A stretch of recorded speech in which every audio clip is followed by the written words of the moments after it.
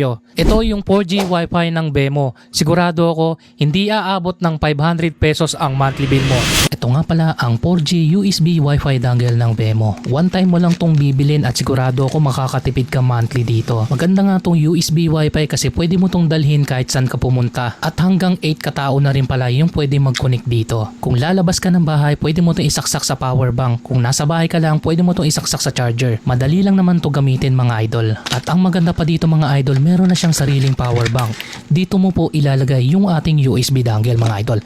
May kasama na ring charger yan ha. At magagamit mo na to ng isang buong araw dahil meron tong battery capacity na 10,000 milliamps. Ang gagawin mo lang, dito mo lang isasaksak yung USB mga idol and then pwede mo nang gamitin yan. Bukod doon sa power bank niya, pwede mo ring gamitin pang charge ng cellphone mo. O diba ang astig, hindi lang yan ha, meron din siyang flashlight dito mga idol na pwede mong gamitin. At kung bubuksan mo lang yan, didiinan mo lang, at kung papatayin mo, didiinan mo lang din. Makikita mo na dito yung battery bar niya. Kapag i-charge mo to, dito ka lang magsasaksak sa USB Type-C port niya. Para gumana yung wifi nito, maglalagay ka lang ng SIM card dito. Kahit anong SIM card po pwede dito. Wag lang po dito SIM. Basta para makatipid ka, dapat only data po yung iloload mo. Nasa 300 to 400 lang yon. Dito mo naman makikita yung password niya. At kapag nilagay mo na yung SIM card dyan na may load, pwede ka na mag-connect dito mga idol. Hahanapin mo na lang yung pangalan nito at itatype mo na lang sa cellphone mo yung password na nakalagay sa likod nito. Kung nalobat naman yung mismong power bank niya, pwede ka rin gumamit ng ibang power bank dito mga idol ha.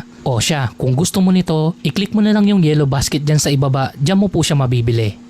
Gusto mo magpakabit ng wifi pero